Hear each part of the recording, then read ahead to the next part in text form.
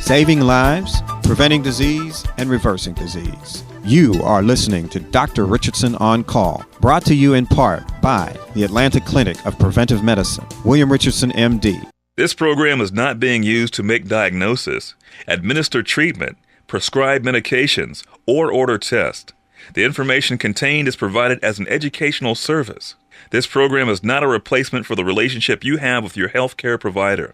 If you have concerns about your health, please contact your healthcare provider's office immediately. Hello, ladies and gents. This is Andre 3000, one half of the group Outcast, and you're listening to Dr. Richardson On Call on WCLK 91.9 FM. Hi, and thank you for listening to what was at the time Dr. Richardson's very popular and informative holistic, preventive, alternative health talk radio show designed to save lives, prevent disease, and reverse disease. Furthermore, if you are interested and in need of a holistic alternative medical doctor, you can reach Dr. Richardson at 770-419-4471. That's 770-419-4471. And be sure to visit our website at acpm.net. That's acpm.net.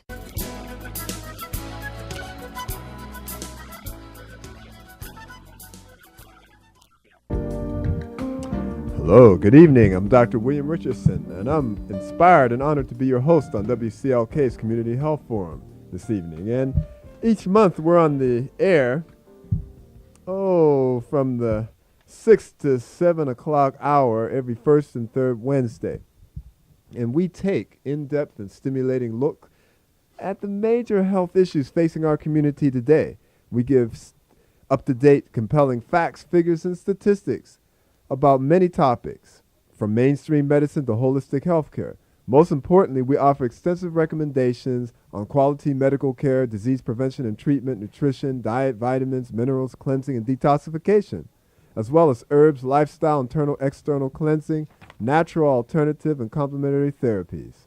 On this show, we request, demand, and we really encourage your participation because this health forum is your show.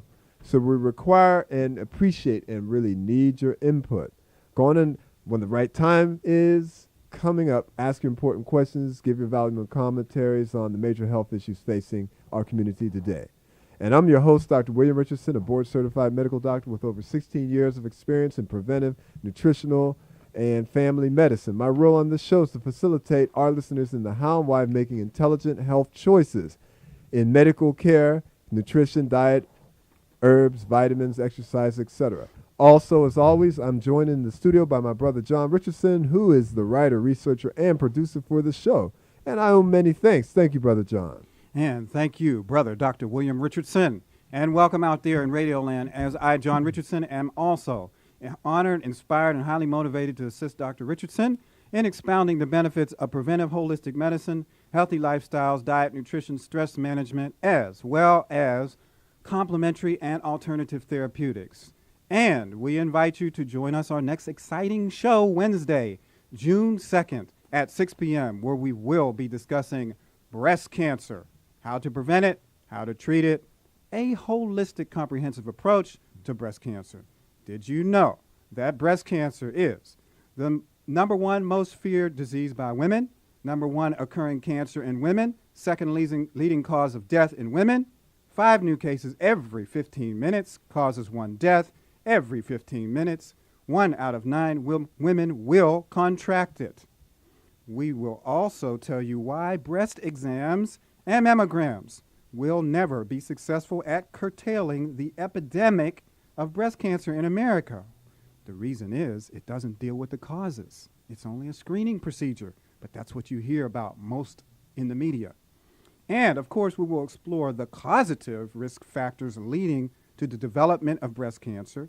And finally, we will provide you with Dr. Richardson's recommended list on the prevention of breast cancer and how to treat breast cancer from a holistic perspective. So, again, we invite you to join us Wednesday, June 2nd at 6 p.m., where we will be discussing breast cancer on WCLK's Community Health Forum.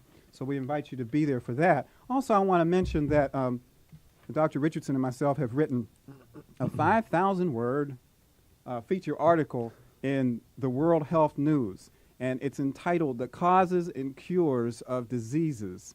And we invite you to pick that up. You can get that at almost any health food store. You can get it's called the World Health News. I'm sure many of you have seen it. If not, the topic for the it's for the quarter, approximately a quarter, maybe 2.5 months, is chronic diseases, and we were able to do the feature article. So we go over a whole lot of things as to the causes and cures of disease. A lot of people don't know, but the 15 root causes that we have in here are chronic constipation, toxic bowel, lack of the exercise, poor digestion, absorption, assimilation, American dietary hazards, a lack of live food, vitamin mineral deficiencies, food allergies, candida, yeast pathogens, parasites, poor water drinking. All the things that we go over on this show week after week, month after month, year after year, we talk about. We talk about the AMA's involvement, the FDA's involvement, the EPA's involvement, the pharmaceutical companies' involvement, the strong lobbying interest involvement of why so much information is being suppressed. That means you don't get the information, and you're told what they want you to hear so that you can become part of the $1 trillion medical industry. That's right, $1 trillion. So anyway, pick up a copy of the World Health News at your local health food store and look for our article, The Causes of Cures on Diseases, on page 1, the cover, and it's on page 2, it's on page 14, it's on page 28 and 29. It goes all throughout the little magazine. So anyway, that's what I wanted to say, and now we're going to turn it over to Dr. Richardson, and we will be having a special guest after Dr. Richardson does his monologue. Oh, very good, very good. Right. We look forward to reading that article. I'm sure all of you do. Now I'd like to turn to our topic for this evening, and that is senility, dementia disease, and most specifically, we will be featuring Alzheimer's disease. On this show, we will explore a group of diseases that have its most significant risk factor as age. The older we get, the more likely we are to contract dementia or Alzheimer's disease. This does not mean, however, that all people under the age of 65 should turn off the show tonight. No. On the contrary, the secret to avoiding Alzheimer's has ultra connections to how you are living in your much younger years. So whether we are concerned with preventing Alzheimer's in a younger person or reversing it or reducing, stopping its progression, this show is for all of us out there in Radioland. First, for clarity, let's begin by defining senility, dementia, and finally Alzheimer's disease. The word senility comes from the Latin word senium, meaning old. The term has nothing to do with mental function or ability. It refers to age alone. Years ago, it was believed that most, if not all, persons would lose their mental faculties as they age, and that is, they would become demented, and the term senile became associated with this loss. We now know that this is not the case. Age does not necessarily bring about significant changes in reasoning powers or mental abilities. In fact, age can allow a wealth of experience in the altered perspective we call wisdom. Auguste D. developed dementia at a very early age before senility or old age, and for years her condition was labeled pre-senile dementia. We now know that although Alzheimer's disease occurs at a young age, it's the same as it occurs in older people. We also know that although Alzheimer's disease becomes more common with age, and we'll go over this specifically, it is certainly not inevitable. For example, Thomas Jefferson founded the University of Virginia at the age of 65, and Goethe finished Faust in his middle 70s, and George Bernard Shaw began writing his first novel after the age of 60. Dementia. Let's define the word dementia. It comes from a Latin de mentis, meaning out of the mind. When used medically, the term dementia has very specific. It means brain failure, the inability of the brain to function normally, and it refers to a loss of intellectual abilities sufficient to interfere with the person's daily activities and social or occupational life. Dementia always includes poor memory, but it also involves impaired judgment and in abstract thinking and a marked decrease in reasoning ability and insight. Dementia can be caused by such desperate things as head injuries, strokes, brain tumors, infections of the brain, and in 75 of percent of those diagnosed with dementia, Alzheimer's disease is involved. This incidence of dementia rises dramatically with age, but most seniors, even those over 90, are not demented. The majority retain their faculties of reasoning, judgment, and insight. Now we come to Alzheimer's disease, which we are featuring on this show. Alzheimer's disease was first identified in 1907 by a German neurologist named Alois Alzheimer. It is characterized by progressive mental deterioration to such a degree that it interferes with the ability to function socially and at work. Memory and abstract thought processes are impaired. Symptoms include depression, distorted perceptions of space and time, and inability to concentrate or communicate, loss of bladder and bowel function, memory loss, personality changes, and severe mood swings. Health and functioning progressively deteriorate until the individual can become totally incapacitated. Death usually occurs within 5 to 10 years, so it's a killer disease. Once considered a psychological phenomenon, Alzheimer's disease is now known to be a degenerative disorder that is characterized by a specific set of physiological or physical changes in the brain. Yes. Nerve fibers surrounding the hippocampus, the brain's memory center, become tangled, and information is no longer carried properly to or from the brain, period. New memories cannot be formed, and memories from earlier cannot be retrieved. Characteristic plaques accumulate in the brain as well. There we go. These plaques are composed of largely a protein-containing substance called beta amyloid. Scientists believe that the plaques build up in and damage nerve cells, and this is really thought to be associated with degeneration from stress, putting out cortisol, and we're going to get into that, and also not making correct energy and free radical damage. That's what I just came from a conference about this very subject. Yeah. Alzheimer's disease is a common type of dementia or decline in intellectual function. There are currently more than 4 million people in the United States who suffer from Alzheimer's disease. It affects 10% of Americans over the age of 65 and as many as 50% over the age of 85. Wow, 50%. Dementia is the fourth leading cause of death in those over 60. And Alzheimer's does not affect elderly people only, but may strike when a person is in his or her 40s. Furthermore, human hardship caused by Alzheimer's is only one piece of the picture. It is becoming increasingly clear that we cannot afford to forget the tremendous fiscal burden. Alzheimer's disease costs the nation more than $100 billion a year, making it the third most expensive healthcare problem that we have. Greater than 50% of long-term care facilities are for cognitive or mental decline. So, That's a lot of money and resources. 10% of that $1 trillion healthcare budget is being spent on this 10%. Alzheimer's. That's and then really deep. 50% of those long-term facilities are for this again. Lots of money 50%. involved here. So what are the major risk factors for Alzheimer's and dementia? Well, increased age. Increased age is the most important factor contributing to cognitive loss, which doubles every 5 years up to the age of 65. 10% of those age 65 will develop Alzheimer's. The incidence at age 85 is going up toward 50%. Alzheimer's disease is believed to be a universal phenomenon at the maximum lifespan, which is approximately 130 years of age. Family history. The risk of developing Alzheimer's is 3 to 4 times if a first-degree relative has the disease. Genetic factors. Genetic research has shown that individuals with certain genes on a particular chromosome are 8 times more likely to develop Alzheimer's, so there's a genetic component. Lifestyle factors have a more significant effect on the prevention and reversal of memory loss, just as is true with hypertension or diabetes. Head injury. Alzheimer's disease occurs more often among people who've had head injuries. Sex, because women live longer lifespans than men, they have higher incidence of Alzheimer's. In addition, recent research involving estrogen shows that hormonal changes play an important role in Alzheimer's.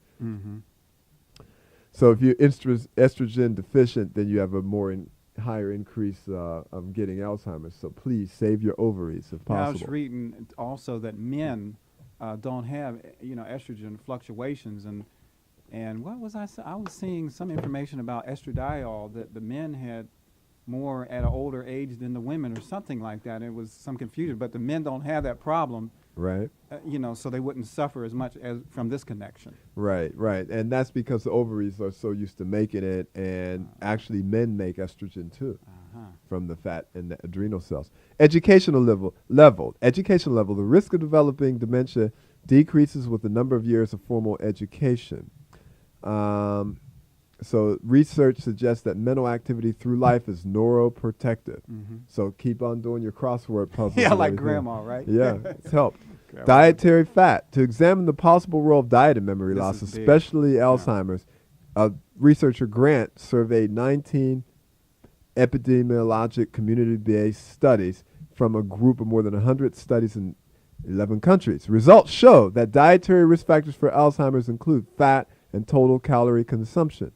The countries with the highest fat intakes, such as the United States, England, and Canada, have the highest incidence of Alzheimer's. Countries whose diets have the lowest fat intake, like Japan, Nigeria, and I've been to Nigeria, and they don't have it, and China, show the lowest rates of Alzheimer's. Ethnic Americans who consume a high-calorie, high-fat diet have a much higher incidence of Alzheimer's than those living in their homelands eating a relatively low-fat diet. A high-fat, high-calorie intake leads to oxidative stress, contributing to the onset and progression of cognitive decline. So there we hear the word oxidative stress again. Yeah. The Alzheimer's prevalence rate for African Americans aged more than 65 years was 6.24. For Africans living in Nigeria, the rate was 1.4%. See that? 6 to 1. 6 to 1 chance. Approximately, yeah. Yeah. The Alzheimer rate for Japanese, the Alzheimer's rate was 3.5 for Japanese Americans living in Washington State and 4.7% for Japanese American men living in Honolulu. The average Alzheimer's prevalence rate across the 4 studies of those involving Japan was only 1.88. So you've got about a 5 to 1, well, really a 3 to 1 ratio Yeah, approximately. something like that. So But here again is the dietary fat component that we talk about a lot on this show. And then you can break down hydrogenated fats, trans fatty acids, all that kind of thing, or fried foods, all this kind of thing that we have so much in our diet, breaking it down. And, as opposed to eating a little more flax oil than you need to eat or something like that. Yeah. That's not as bad, you know what I'm saying? So, here it is, the dietary nutritional fat component, again, linking to Alzheimer's. Thank you. And we've already linked it to heart disease and many others. cancer and little. Additional negative effects of a high-fat diet include buildup of plaque, arteriosclerotic plaque, and that's hardening of the arteries, development of hypertensive diseases that affect the heart and the brain, and clotting problems, etc. Another problem is chronic stress. Yeah. New neurobiological research has shown that chronic unbalanced stress exerts a powerful negative effect on the development and progression of cognitive decline or mental decline. In response to chronic stress, the adrenal gland releases cortisol, which has an inhibitory effect on human learning and memory. Cortisol produces memory dysfunction in 3 ways: by preventing the uptake of glucose by the brain, by inhibiting the movement of nerve transmission, and by causing nerve damage and death. Cardiovascular disease, coronary artery disease, hypertension, and cerebral vascular disease, that means hardening of the arteries in the brain, have been recognized as risk factors for Alzheimer's. Therefore, lifestyle modification, chelation therapy for cardiovascular disease may be effective for preventing cognitive decline. Efficacious for preventing it. Yeah. In the original paper by Alias Alzheimer in 1907, the guy who discovered Alzheimer's, he stated arteriosclerotic changes and endothelial proliferation with neovascularization were listed as the pathological findings in the study of a 51-year-old male patient. In other words, hardening of the arteries was significant. Okay, now what about the Alzheimer aluminum connection? A lot of people don't know this piece. This is important. Autopsies performed on persons who Tell a have funny died. story after you tell this. It has to Okay. do with mom. Okay. Autopsies performed on persons who have died of Alzheimer's disease have revealed accumulations of up to 4 times the normal amount of aluminum in the nerve cells of the brain. We had autopsy done on Grandpa, and that's what they found. They also Aluminum. found that twisted type of thing. He Wow. suffered from that, which we already kind of knew. Yeah. Especially high concentrations have been found in the region of the hippocampus. See that? and that involves the memory. Yep. Early in 1989, the British medical journal The Lancet. Thank God for the Lancet. That's true, because they're always doing the right stuff. They are. The Lancet. Tell the truth. Lancet. You're right. You know, Go get a copy and keep reading it. And they come out regularly. Reported conclusions. This medical journal reported conclusion of a British government study. The risk of contracting Alzheimer's disease was 50% higher in areas of Great Britain where drinking water contained elevated amounts of aluminum. The threat from aluminum may be increased by chronic calcium deficiency, which may change the way in which the body uses minerals and absorbs them. While our British cousins must contend with the threat of aluminum-tainted water, Americans can ingest aluminum through a wide variety of products, and possibly the water too. Better get it tested. While there is still much controversy as to Aluminum's whether not the only problem in our water. Go ahead. Yeah. While there is such controversy as to whether the accumulation of aluminum in the neurons or the nerve cells is the cause or result of neuronal dysfunction, we believe it is best to avoid aluminum as much as possible. Yes, sir. Why not check the following guide and then prune your pantry or medicine cabinet of items that potentially may be containing hazardous aluminum derivatives? How about aluminum cookware, antacids, antidiarrheal preparations? Please read the label. Buffered aspirin, containers in general, especially deodorants. Watch the deodorants. Yeah. Douches, food additives, and shampoos. Other related concerns are heavy metal toxicity, especially lead, mercury, arsenic, and cadmium. Again, chelation therapy, CHELATION, could prove very helpful here. And a little story I want to tell is when we found out about aluminum and its deleterious effects, and it was years ago actually. Actually, my brother went home, and he went home to where Mom was. He took all her pots and pans and threw them away. So that was very helpful, and it was thought to we reduced the amount of aluminum that our mother was consuming. I actually did that. You forgot, okay? But what he didn't do, he didn't replace them. See, he didn't replace them, and I had to step in. John, the brother, or whatever, stepped in and bought. So he did his part. I did my part. Anyway, we got rid of our parent, aluminum cookware, and replaced them with some stainless steel or something else because we found this out. But see, folks, it's not only aluminum. What about lead in the drinking water, hydrofluorocarbons? The chlorine may not be that good for you. What about the arsenic? What about the cadmium? What about the mercury amalgams in your mouth? All those things can be contributory factors toward not only Alzheimer's, a whole lot of diseases that you're not being told about. And the environmental pollution problem, what is it? 50 million, billion, whatever. What difference does it make? 50 billion being dumped into the environment. Per year. So I wanted to tell that. Yeah, we better tighten that up, folks, really. That's a problem. Okay. Now, we have a few minutes before we're going to get to the break, right? So we're going to go through basically some solutions. And some solutions would start with nutritional enhancement. First of all, we want to recommend a diet relatively restricted in calories and consisting of 15 to 20% fat only. And that leaves a lot of food out. And it's going to be mostly animal fat that's left out. Proper dietary fat intake also influences positively your mood, behavior, and coordination. So you want to do the flaxseed oil and the DHA from fish if you're going to consume animal products. And later on down in here, it also says for us vegetarians, you can get it from chlorella. That's right. Spirulina. I'm glad to see that. And blue-green algae. I'm fine because I can just eat my green stuff and be fine. And then in addition, we got flaxseed oil, walnuts, green leafy vegetables where you can get your omega-3 oils, fats. And along with a lowered fat diet, nutritional supplementation could include B vitamins, especially niacin. And then don't forget antioxidants like vitamin C. And, brain-specific nutrients are very important. Vitamin E is neuroprotective. And don't forget, you cannot get enough vitamin E through the diet alone or you'll be eating too much fat. Vitamin E, up to 2,000 international units, has been shown to help. And you don't want to divide the dosage. You want to consume vitamin E all at the same time. Then a very important nutrient would be phosphatidylserine. Phosphatidylserine, you start about 300 milligrams a day for a month, and then you go to 100 a day after that. And what that does is protect the memory and protect the brain cells. Then coenzyme Q10, up to 100 to 200 to 300 a day. See, folks, these are nutrients that you can take that will prevent and help reverse And repair. That's problems with these diseases, dementia diseases, That's and right. Alzheimer's. Now, coenzyme Q10 works at what we call the mitochondria to help with the furnaces of the cells. Right. And it gives the brain's energy. Because ginkgo biloba that's is a another one. very, very important one. And many studies have been done with that. That's one of the number one herbs in Europe.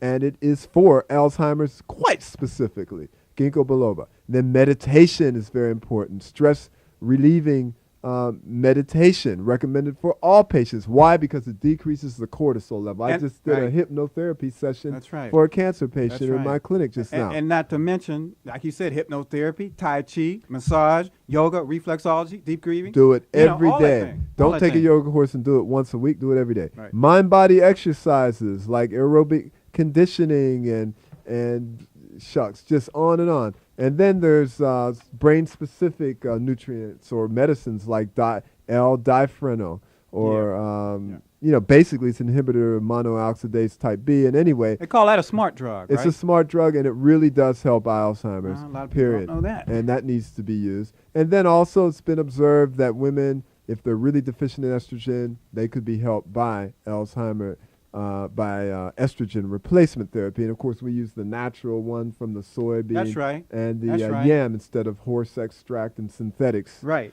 Less risk of less risk for breast cancer. And That's that, right. And then we have specific ways that we work with pregnenolone and DHEA. We have tests we do, saliva tests, and those are rather specific. And then melatonin for sleep enhancement. And finally, chelation therapy is a safe intravenous treatment used by medical doctors to reverse arterial sclerosis and decrease the metal load of the body. That's right. Period. And right now we're going to go to a break. We'll be coming back introducing our wonderful guests. And this is WCLK 91.9 Community Health Forum. This is Dr. Richardson. We'll be right back. Hi, and thank you for listening to what was at the time Dr. Richardson's very popular and informative holistic, preventive, alternative health talk radio show, designed to save lives, prevent disease, and reverse disease. Furthermore, if you are interested and in need of a holistic alternative medical doctor, you can reach Dr. Richardson at 770-419-4471. That's 770-419-4471. And be sure to visit our website at acpm.net. That's acpm.net.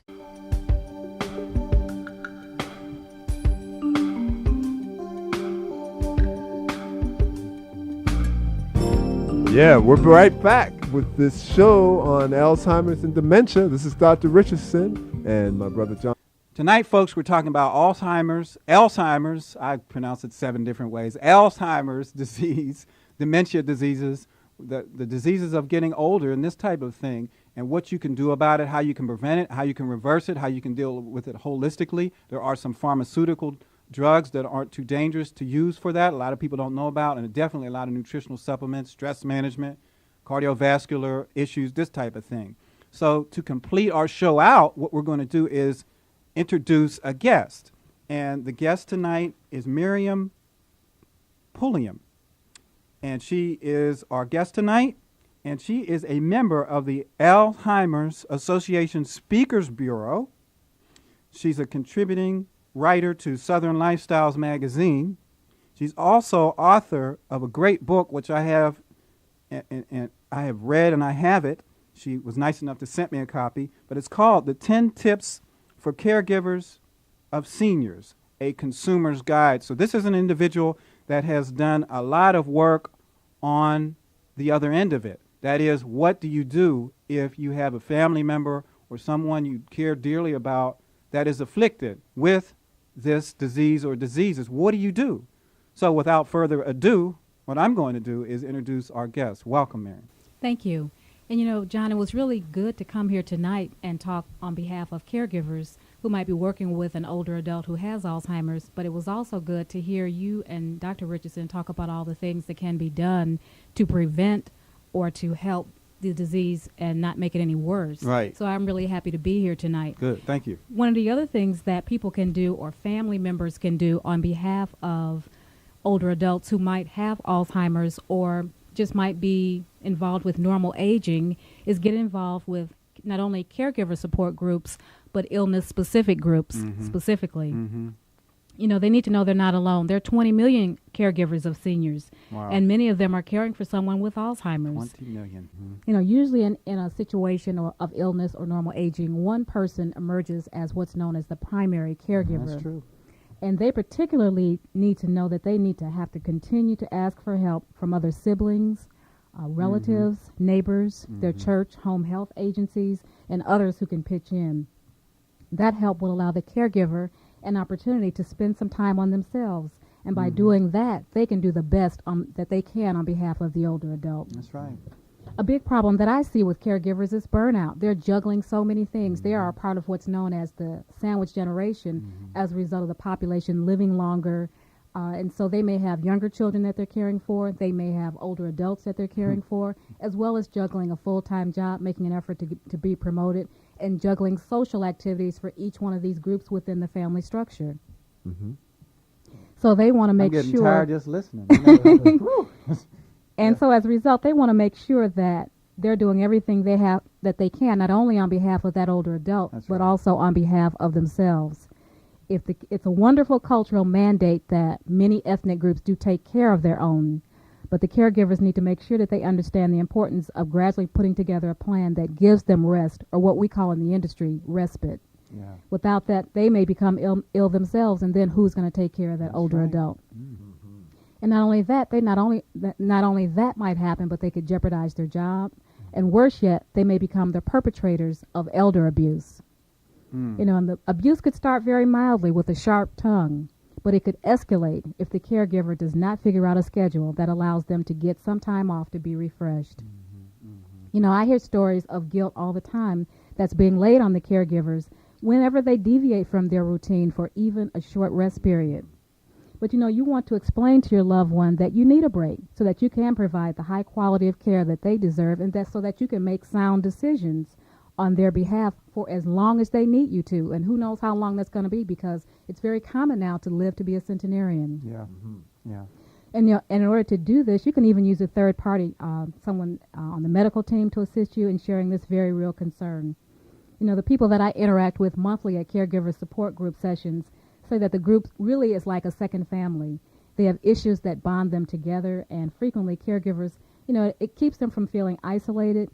Sometimes people think that they're the only ones dealing with this issue or this illness, and that's not true at all. You know, by coming together and sharing successful as well as challenging experiences, the participants can validate emotions and gain knowledge that may help them avoid some painful and costly mistakes. Yeah, I just want to say, you know, our mother's dealing with this with Grandma, and she goes to some kind of support groups. I can't remember what the name is, over in East Liberty in Pittsburgh, and she's going through. But a lot of times she falls in it. She runs out of energy. She thinks she's the only one that can do all this kind of thing. I'm gonna send her a copy of this tape. Okay, go ahead. Well, when she runs out of energy and thinks she has to continue Right. to do it, that's the time she wants to pull in other siblings. Yeah. She might even call you all. Exactly. She might want to pull in other relatives. Right.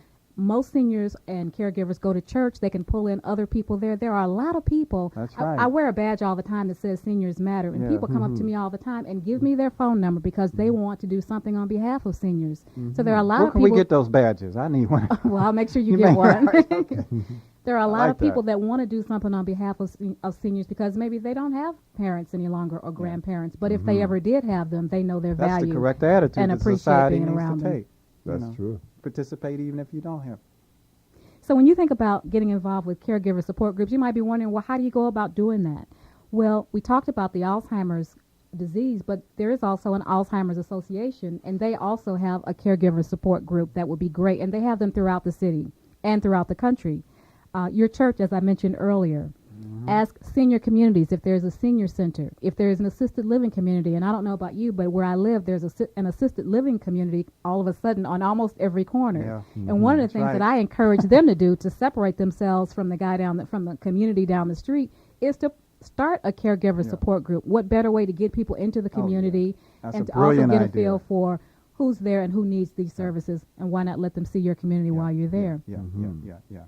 The book 10 Tips for Caregivers of Seniors. Now, that's the book you've written. What's Yes. the name of it? 10 Tips for Caregivers of Seniors, A Consumer's Guide. Ah. It assists caregivers by providing not only tips to use, but traps to avoid when purchasing senior service and products nationally.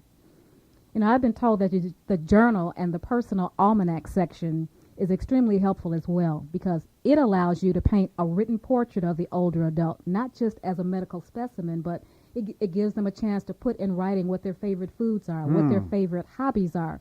So should you ever have to call in home health if you need to take a 2-week vacation, you can give them this information and the home health person can regurgitate it back to you. Typically it works in reverse. And people like that because it does save them some time. But by writing things down, it also may help flag some changes that maybe you can share with the doctor on the next visit. How did you discover all this information? Did you have personal experience on this thing? Well, since I started this particular project, my mother has had brain surgery, and I'm really happy to report that she's doing very well.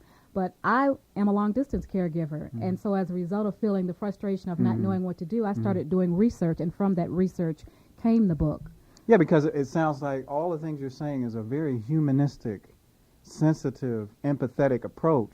What a lot is missing in medicine and healthcare today is kind of a number, kind of just just keep them alive, this kind of thing. But this sounds almost fun. It sounds like something I'd want to be involved in. It sounds like what we need to do with the elderly population. Where can we get the book?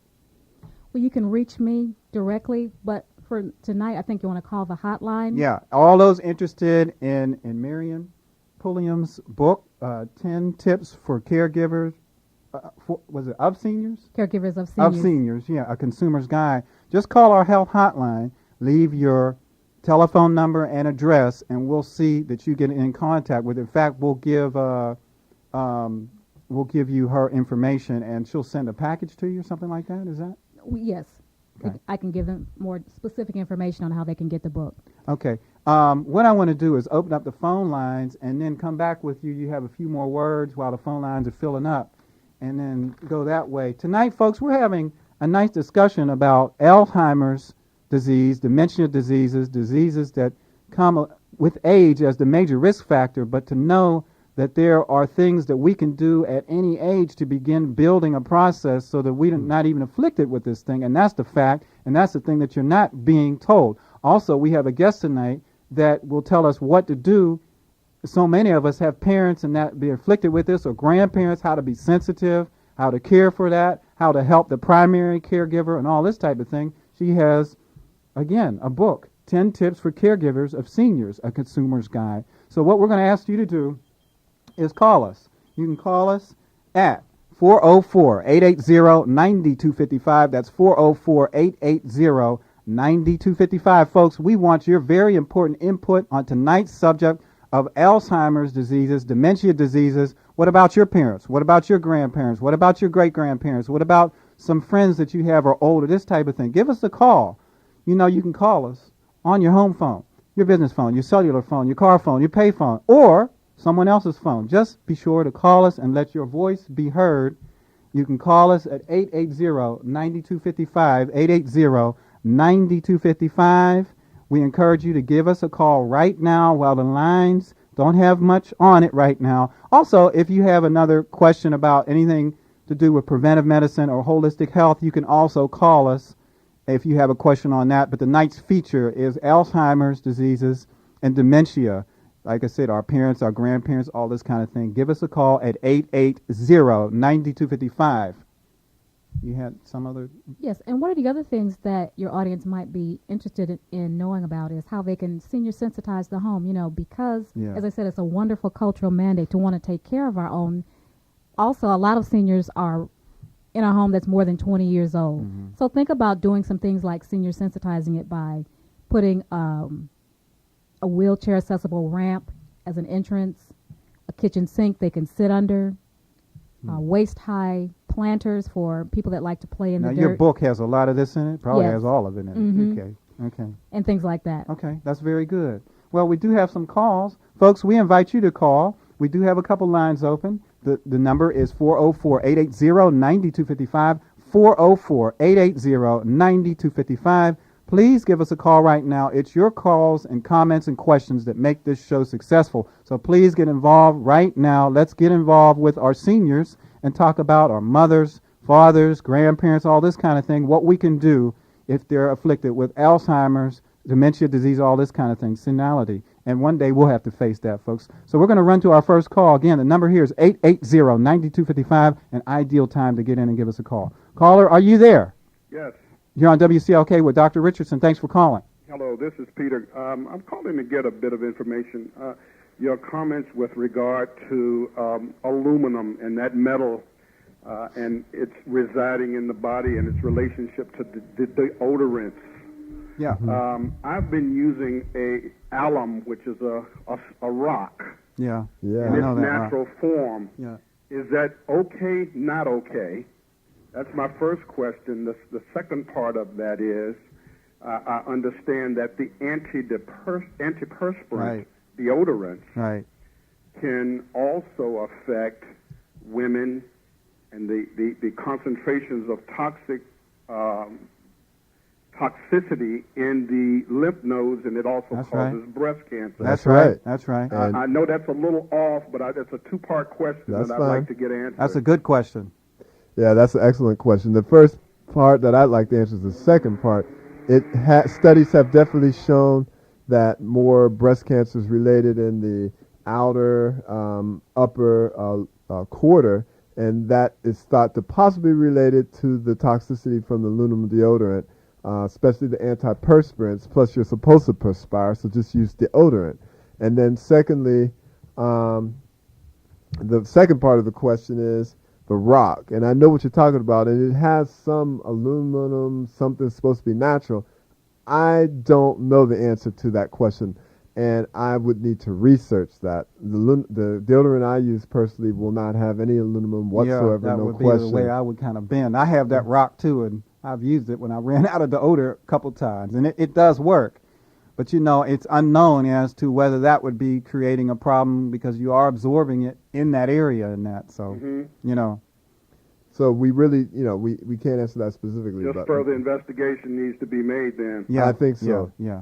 Thank you very much. Okay, thank you. And folks, again, the number here is 880-9255, 880-9255. We do have some lines open, and I encourage you out there to give us a call right now. We're discussing preventive holistic medicine. We're discussing Alzheimer's diseases, dementia diseases. We're talking about the elderly. We're talking about people when they get older, caregivers. And we have a guest here that's talking about the caregivers, the 10 tips, advising them how to deal with this, because this is a problem that really we're all going to have to deal with. What does it cost America? $10 billion. I think. No, I think it's $100 billion. I think Is it's it? $100 billion. Yes, 10% 100 of billion. the Okay. yeah. Wow, $100 billion. That's a lot of money. Now think about it. If we were living like the folks in these other countries like Japan and Nigeria, we would be having 1/6 the amount of Alzheimer's. And what's 1/6 of 10 billion?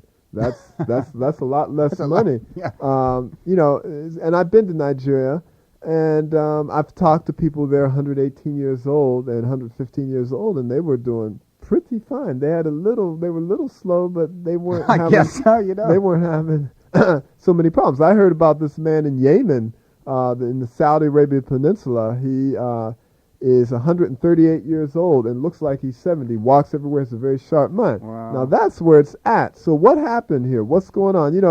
Like the caregivers, of course they're going to be inundated with a lot of stress because it's just the incidence of Alzheimer's is 6 times the incidence that it should be because of these preventable factors. So you have to prepare for your old age when you're young, and so that's a lot of caregiving. I don't think my children, I'm not going to have that type of burden on them because I'm going to take care of myself now in a particular way, Lord willing. And these numbers are going to skyrocket. They're going to go up. The baby boomers, no more baby, but now they're getting into the senior, older years and that, and then that baby boom generation is going to turn into the senior generation, Yeah, and then you're going to have a senior boom. a lot. Yeah, right. Senior boom. Exactly. Ba-boom. Exactly. So this is very, very serious. So there's a lot of devastation because of unholistic living out here, and this is part of it. Yeah. Really, Yeah. So, that's what we're talking about tonight. And again, we talk about week after week, the environmental pollution, the nutritional deficiencies. We talk about the cardiovascular problems. We talk about people stressing out, lack of meditation, yoga, stress management, and the whole thing. And here again, all these causative factors leading up to dementia diseases, Alzheimer's, cancer, cardio, just the whole thing. And here we have another illness that, again, is not being dealt with properly in the media. And I know from visiting so many senior facilities, I hardly ever hear anything about holistic healing. Nah. Everything is after the fact. Nothing is yeah. really on the proactive page. So you want to encourage these facilities, if you're working with them or if you know senior care professionals, to make sure that they're moving in that direction and doing things that Dr. Richardson and his brother are talking about. That's right. And in our article that I was telling folks about that you can get a copy of in the World Health News, we talk about that, the healthcare dollar in America is, I call it the healthcare industry. It's $1 trillion. And so you ask, well, why is this being done like this? Why aren't we talking about actual preventive medicine, holistic preventive medicine?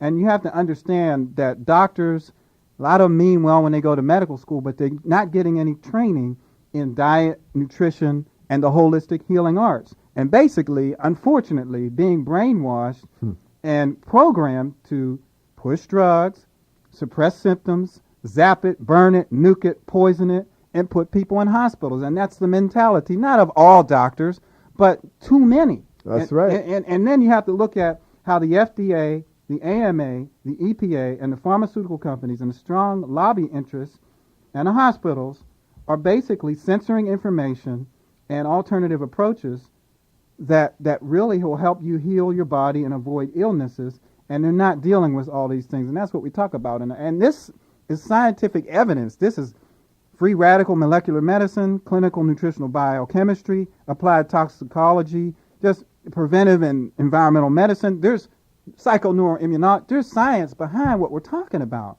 but it's being suppressed. So we need to be sensitive to that. Folks, the phones are a little bit quiet now. We encourage you to call us. That's not usually the case on here, but we just encourage interest on preventive holistic medicine. But also what we're talking about tonight is Alzheimer's, dementia diseases that are afflicting the elderly, how to care for it, how to prevent it, all these kind of things. The number here, folks, is 404-880-9255, 880-9255. This is a prime opportunity to get involved with us and join our discussion. Give us a call, 880-9255. We have some lines open. Give us a call, 880-9255. Give us a call. We do have some lines open. I had a patient today that was complaining already of a memory problem, and I believe she was like 55. And one of her problems is that she's not sleeping. She's going to bed at 1 and 2 in the morning, getting up at 6:30. And sleep is so important for memory because that's when it solidifies memory. Sleep is very important. A lot of people are sleep deprived. We got some calls. Folks, number here is 880-9255. Again, a prime opportunity to get involved in our subject matter tonight, Alzheimer's diseases and senility and dementia. You can give us a call at 880-9255. We're going to run to a call. Caller, are you there?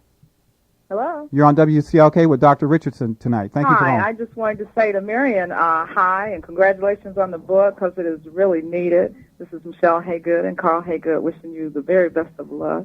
Thank you. Because we've had two family members. One had Alzheimer's and one was, sick at the same time. Mm-hmm. So we really feel that the book is needed and can be used.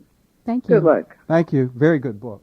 We're going to run to another call. Callers, 880-9255, 880-9255. We still have some lines open. Give us a call. Caller, are you there? Yes, I just need you to go back over the preventive procedures for Alzheimer's. Medicine. I tuned in late. Okay. Sure, we will do that when we get back from our break. Yeah, we'll highlight them. Your best way to get this thing done is get a copy of this tape. Okay. Which you can get at our office, because obviously we can't go over all the procedures. I thought maybe you might have had the just simple diets and. Yeah, we have some of that. We'll highlight it when we come back from the break. Good idea all too. Right. Okay, thanks. Okay. All right. Take this call. Yeah, we're going to take this final call and then come back from the break. The number here is 880-9255, 880-9255. We're going to take this final call. Give us a call and we'll get to you after the break. Caller, are you there?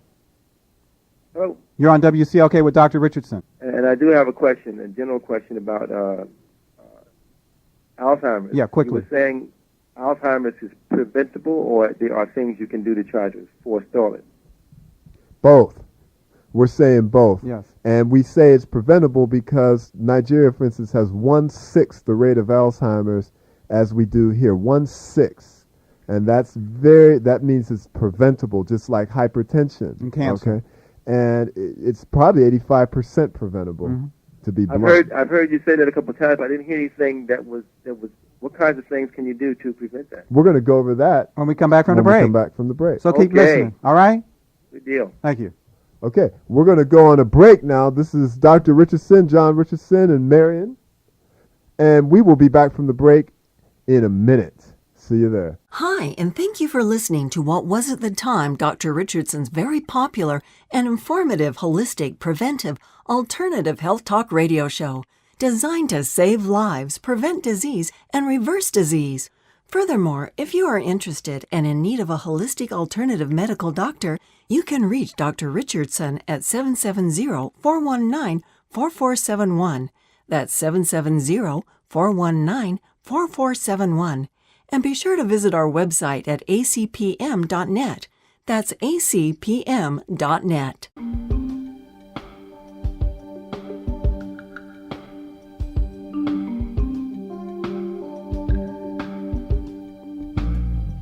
Okay, my pre-senior friends out there in Radio Land. That means one day you're going to be seniors, all of you. So let's get some interest here. I know we have some interest for the elderly folks in Atlanta, you know, because they can't speak for themselves. So who's speaking for them? Now.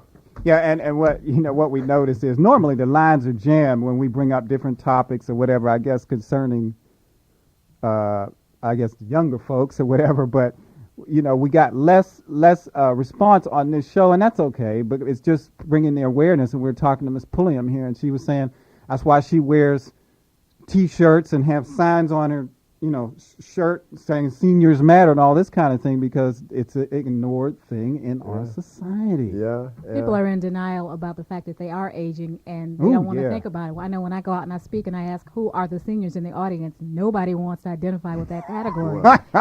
And yet I know there are some out there. And so, but I think the issues that you all are talking about to help make people, as they move forward in their lives, to make sure the quality of the life is higher, is what you really want to focus on. Yes. Because it's just a natural part of life. Yes. Yeah, so we have a call we're going to Let's take. go to that call, then I'll Okay. go over the prevention of Alzheimer's. Okay. Okay, yes. Caller, are you there? Yes, I am. This is Peter calling back a second time. I'm 46 years old, and when I was growing up, I even in my teen years, I had no idea of what Alzheimer's was. Right. The term that I heard used was so-and-so died of old-timers disease. Right. And I was wondering if that word still is commonly used,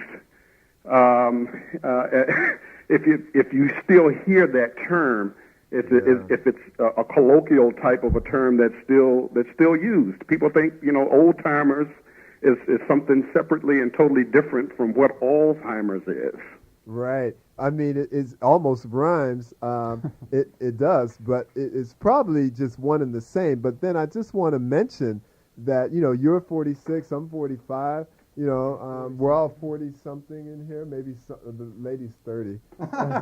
Less than 30, I mean. But anyway, but we're proud to be 40 and over. But I'll tell you one thing. You can start getting dementia when you're under 65, and that's right. called pre-senile dementia. In their 40s. In the 40s Yeah. and 50s. That means now. That means now. you out there. Right. So think about this. This is very serious. And we're going to go over the and so there's pre-senile dementia, senile dementia, Alzheimer's, and all that, and arteriosclerotic disease, and it can be all mixed up and everything. But to prevent it, you want to eat a low-fat diet. That's the key. Low-fat diet, less than 15 to 20%. You want to get your omega-3 fatty acids from your spirulina, chlorella, and flaxseed oil. You want to get your B vitamins, your vitamin E. your excuse me, phosphatidylserine, your coenzyme Q10, your ginkgo biloba, your meditation and stress relieving exercises like yoga, deep breathing, tai chi, and then massage and reflexology, body mind exercises, aerobic conditioning, and smart drugs like L-diphenol, and estrogen replacement therapy for females, and chelation therapy. That's basically it in a And nutshell. for those elders afflicted with Alzheimer's, and dementia diseases and senility, you can get Miriam Pulliam's book, The 10 Tips for Caregivers of Seniors, when they run into these problems and any other kind of problems. She's gone over this tooth and nail, and we invite you to get that book, and we really appreciate having your added input on this show. That's right. And I appreciate you all having me. Thank you. Yeah. So anyway, folks, tonight we've been talking about, we have a call, Ken? We have a call? It's getting kind of late here. Then anyway, we've been talking about Alzheimer's diseases, dementia, and when we get older, and even in our 40s, these That's things right, happen. the 40s and 50s. So, I even heard about a case as young as 26, and I was really astonished. The Really? Wow. association shared that that's with right. me. The youngest heart attack victim I've had was 23. We're going to squeeze in one more call and then get on out of here. Caller, are you there? Yes, I am. Yes, could you keep your comment brief? We're about to go off the air. Thanks for calling. Yes. What are you suggesting for estrogen replacement for the female? Okay. Yeah, that's a good point. Now, there's different things that you can do. Some people are well prepared for menopause to the point that they really don't technically need it. And that would be more so in traditional societies. What I use if I'm going to use estrogen is natural estrogen from the soybean or the yam that's made into human estrogen, and only give just enough to make sure you're in a physiological range. I do not use other types that are synthetic and whatnot. And we do recommend that you get our newsletter. We have a whole article on it in our newsletter. Just call the health hotline, get that newsletter, right. and you'll know everything on it. Okay, well, we want to thank our special guest, Miriam Pulliam. Is that correct? Yes. Okay. And we want to really say we appreciate you. And those who want our book, call our health hotline number. This is Dr. Richardson signing over to John Richardson for announcements. Yeah, and don't forget, June 2nd, in a couple, 3 weeks, we'll be here talking about breast cancer, the number one feared disease by women in America. It's also the number one killer? Or is that lung cancer? Lung cancer is number one. No, I think breast cancer is number 2, something like that. Mm-hmm. But anyway, we'll be here discussing breast cancer, how to prevent it, how to treat it holistically, all these kind of things. So you be sure to join us then. And we really have enjoyed having you join us on our show tonight. So for Dr. William Richardson, this is John Richardson signing off on WCLK 91.9 FM. We will see you June 2nd at 6 p.m. That's Wednesday. Peace. Excellent.